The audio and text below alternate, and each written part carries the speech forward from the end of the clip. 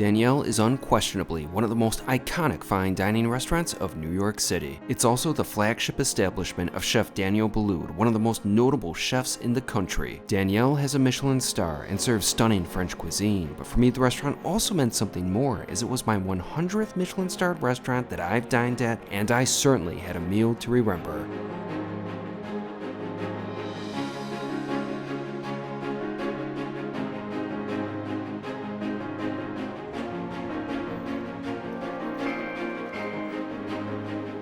It's a beautiful day today here in New York City. Right now I'm in Central Park, but later tonight for dinner I'll be going to a very special restaurant. I'll be dining at Daniel, which is without a doubt one of the most iconic French restaurants and fine dining restaurants in all of New York City. The establishment is also Chef Daniel Boulud's flagship restaurant, and Chef Boulud is without a doubt one of the most noteworthy chefs in the country. Now, I'm really excited to dine at Daniel for a couple of reasons. One, it's a place that I've wanted to go to for years, and two, it's very cold out and I'm assuming the restaurant has heat. In addition, dining at Daniel is special to me for another reason, since it will be my 100th Michelin-starred restaurant that I've dined at. It has taken me over a decade to get to this point, so I wanted to make sure that I chose someplace special for number 100. Now, I've got to be honest, Daniel actually wasn't the place I initially chose for restaurant number 100. Initially, I wanted to go to 1 White Street. If you remember, 1 White Street was the place I wanted to go to for my birthday,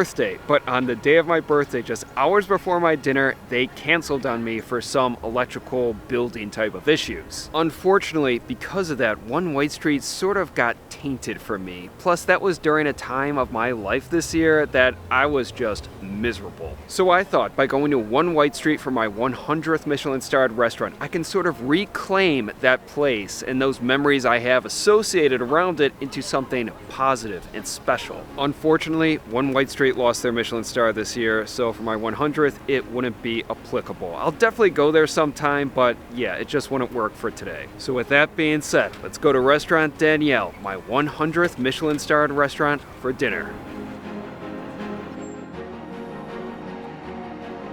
Daniel is located right off of Park Avenue on the Upper East Side and was established in 1993. The restaurant is housed within the former Mayfair Hotel and is the product of one of the most notable chefs in the country, Daniel Boulud. Chef Boulud grew up on a farm outside of Lyon and then went on to train in some of the finest restaurants in Europe. Eventually, he moved to New York and really made a name for himself as the executive chef of the acclaimed Le Cirque. Daniel, however, is the most decorated of Chef Boulud's restaurants, and since its founding, it's achieved stellar reviews like 4 stars from the New York Times and 3 Michelin stars from the Michelin Guide. However, times have changed, and Daniel's last New York Times review saw the restaurant earn only 3 stars, which is still very impressive. The Michelin Guide also altered their rating of Daniel to a single star. Despite that, Daniel is still a pillar of the New York City fine dining scene and is unquestionably the most notable restaurant in Daniel Boulud's small empire of establishments throughout New York and the world. In fact, it was just last year that I dined at Cafe Boulud, which also has a Michelin star. I really enjoyed that meal, and after having it, my desire to visit Daniel was even stronger. Finally, almost a year later, I was making it happen as I arrived for my reservation at 5 p.m. on a Monday night.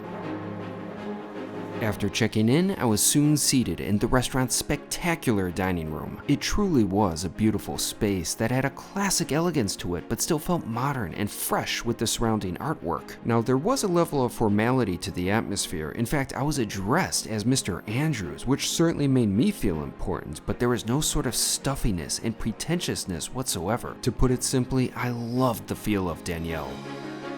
Once I was settled, I was presented with a warm scented towel to cleanse my hands, and then I began exploring the menu.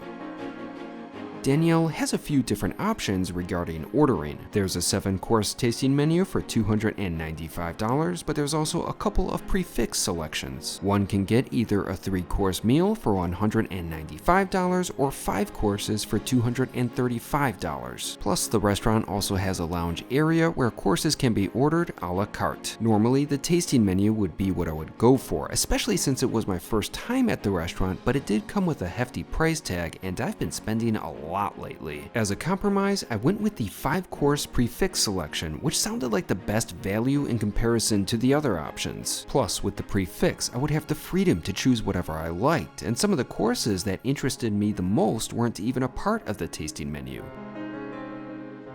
In terms of beverages, Daniel has an extensive wine list, but I didn't even bother looking at the bottle selection since I knew that I was going to get wine by the glass. There were also some intriguing cocktails that caught my eye, but ultimately I went with a glass of the 2024 Domaine Paul Blanc Classique Riesling from Alsace. It was a nice wine, it had a nice freshness to it with some bright citrus notes. It was also a beverage that would prove to be a solid accompaniment to the seafood dishes that I would have later in my meal, but first I was presented with a gorgeous selection of canapes. Each little bite was presented on its own unique plate, which made every creation feel that much more special.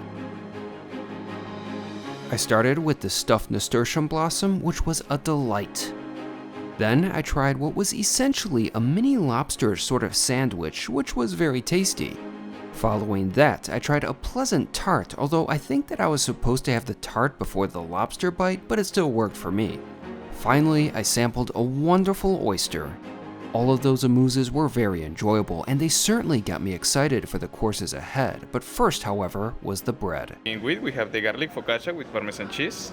The next one will be the 3 seeds. It's a beautiful combination between flour, pumpkin, and flat seeds. Nice. The classic French baguette. Throughout my dinner, I was offered a selection of 4 different types of bread. In fact, the bread was presented just like it is at the 3 Michelin-starred Le Bernardin. I started off by choosing a mini baguette and the garlic focaccia. To pair with the bread was an imported butter from France. First, I tried the baguette, and it was a textbook example of the offering. It was warm and fresh and had a nice crispy exterior with a fluffy interior. The butter paired perfectly with the baguette, and that was some top-tier butter. It was rich and bursting with flavor. The focaccia was nice as well, although it was so flavorful on its own that it didn't need any butter.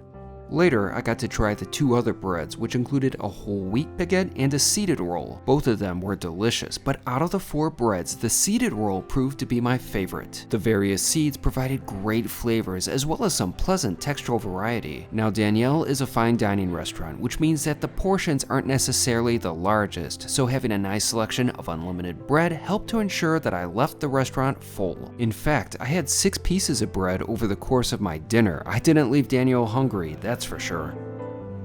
In terms of my first course, I went with the Calvados foie gras terrine, which included Honeycrisp apple, walnuts, Trevisano, and a rose 5-spice brioche feuilletée. That plate was absolutely stunning. In fact, every dish that I would have from Daniel was a true feast for the eyes, but at the same time, I couldn't wait to dig in.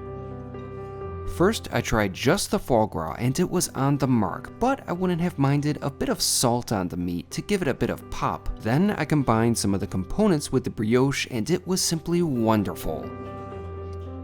I really appreciated the 5-spice seasoning on the bread, which gave off the most pleasant aroma but also contributed a vibrant flavor. Now that brioche was excellent, but the shape of it didn't make it the most suitable for a terrine, as ripping off pieces of it to top with the foie gras and other elements was slightly clunky. But really, it was no big deal because all of the flavors and textures were still excellent. At the same time, it's hard not to think of the last foie gras terrine I had, which was at the Michelin-starred Bacchanalia in Atlanta, which was paired with a very easy to manipulate pull-apart brioche. But like I said, it was no big deal. I loved all the flavors on that plate, from the foie gras to each other component, which lent their own flavor and character to the dish.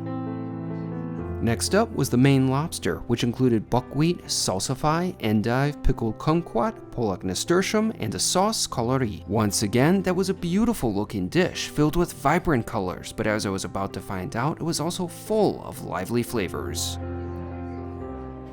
First off, the lobster was cooked perfectly. It was tender and flavorful. I believe there was both claw and tail meat on the plate. All of the other components of the dish did their part by adding various other flavor profiles that were solid complements to the lobster. The sauce in particular was very pleasant. Overall, that was another solid course. Next up was a very pleasant surprise as I was given a complimentary dish which was very generous and I was incredibly grateful for it. It was the Nantucket Bay scallops with sunchokes, black trumpet mushrooms, barley cinco jotas, and wild hazelnut. In fact, I was really debating between choosing that dish or the lobster. While I did enjoy the lobster, I found the scallops to be far superior. Simply put, that course was incredible. It just ticked off all the boxes for me, from texture to flavor. I loved the size of the scallops. They were small, but because of that, I was able to get a number of them in a single bite.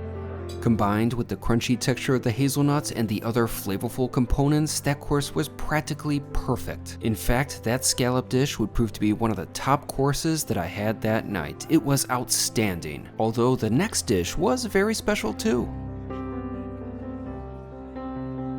It was the Dover sole Ballantine, which was paired with a sauce Monterey that was applied tableside. Also on the plate were leeks and coco de pimple. Visually, that dish was a stunner. Everything looked like it was so precisely applied, and I couldn't wait to try it. That course was another winner. The fish was perfectly cooked and had a great deal of flavor to it. In fact, I've never had a Dover sole fashioned in a Ballantine before, which is a classic French preparation, typically involving meat like chicken or duck that's stuffed with ingredients and rolled into a sausage-like form. The leeks and the bean puree accompanying Daniel's dish were wonderful as they added a nice heartiness to the plate. Overall, that dish was another success. Finally, it was time for the main course, the Pennsylvania duck, which also included a tableside application of its sauce. The duck was braised with lambic beer. There was also Taliasca olives, winter squash, and a sauce gastrique. When that dish was first placed before me, I was in awe. It was absolutely stunning. In terms of presentation, Danielle truly nails it. When I first began to cut through that duck, I knew that I was in for something special. That duck was outstanding.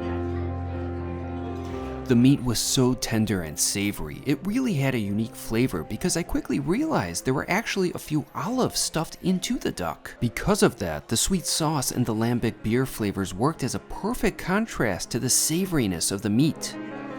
Plus, all the other components on that plate were delightful as well. That was a creation that not only didn't disappoint, but exceeded all of my expectations. At last, it was time for dessert. I went with the vacheron, which contained vanilla calamansi sherbet, ricotta chantilly boudin confit, and a lemon verbena meringue. Once again, that was a sharp-looking dish, and I couldn't wait to give it a go. Cracking through the crisp meringue shell, my first bite was wonderful as I got a bit of everything from the smooth chantilly, cream, and some of the refreshing citrus fruits. That dessert did not disappoint. It had such a wonderful variety of textures and flavors, making it the ideal treat to conclude my meal, but my dinner wasn't quite over yet. After finishing the vacheron, I was presented with a bowl of fresh madeleines along with a colorful selection of petit fours. The madeleines were excellent. They were nice and warm, and I thought that the amount that I was given was fairly generous. I also really enjoyed each of the petit fours. Overall, I was thoroughly satisfied with my experience at Daniel, and for my 100th Michelin-starred restaurant, I'm glad that I chose that establishment. Thinking back to my first Michelin-starred meal, it was far more simple, as I had a humble dish of chicken and waffles at Longman and Eagle in Chicago. Of course, I've had far more elaborate dishes from the restaurant over the years, but that first meal was enough to ignite a spark within me. It brought me to Michelin-starred restaurants all over the world, from humble street vendors to grand 3 Michelin-starred establishments. As a result, I've made so many amazing memories in pursuit of culinary excellence, and I certainly made a great memory at Daniel that evening. When I was presented with the bill, I was also given a small treat to take home, which was a cannelé. I had it for breakfast the next day, and I must say it was excellent. Regarding the bill, it totaled to $279.81, but with my tip, I spent about $332. In hindsight, I actually wish that I tipped a bit more. Now, there's nothing wrong with the 20% tip, but the service and hospitality was truly top tier. My server, Ellen, was remarkable, but really everyone at the restaurant that I interacted with with were true professionals that made my experience special. After paying, Alan generously invited me to see the restaurant's kitchen, which was a marvel. As a fan of food, I really appreciated seeing the inner workings of Daniel, and it proved to be the perfect ending to a truly special and memorable meal. Just finished my dinner at Daniel. That was absolutely incredible. That was without a doubt one of the best meals I've had all year. 2025 for me has certainly ended on a high note. Plus, I've now officially dined at 100 Michelin-starred restaurants, and that makes me feel good. For me, that goal was partly about making sure to go to the places that I've always dreamed of. All these bucket list restaurants that I always say I'll go there someday. Well, someday is not a day of the week. By counting stars, it's helped me keep myself accountable to my goals and dreams. Of course, that's just one of many goals I have, but it feels good to achieve it. But of course, it's now time to raise the stakes. I've got to go to 200 Michelin-starred restaurants now, then 300, 400, 1,000. I'm going to keep on pursuing my culinary dreams every second that I'm alive. Anyway, back to Daniel. That place is truly iconic. It is without a doubt one of the pillars of the New York City fine dining scene. That place had it all. The food, the service, the atmosphere. I have no complaints. Now, I loved every dish that I had, but my two favorites would be the scallop course and the duck course. Both of those were excellent. I'm having trouble deciding which one was the best, but they were just so good. Plus, that duck dish was truly stunning. I was quite surprised when I got it. I wasn't expecting it to look that good. It was just picture perfect. And one thing that I'm very happy about, I'm actually somewhat filled up. Although it definitely helped having 6 pieces of bread, but that was some good bread. And the butter was so good too. Plus, despite that, I actually thought the courses were a pretty fair size. Just comparing my main course, the duck, to my main course of the squab that I had at Bridges the other week, it's like comparing night and day. Overall, I was just very pleased with my whole experience at Daniel. It really just ticked all the boxes for me. That place is iconic. I'm really glad that I chose Daniel as my 100th Michelin-starred restaurant. Without question, I will definitely be back to Daniel, and next time, I think I'll do the tasting menu.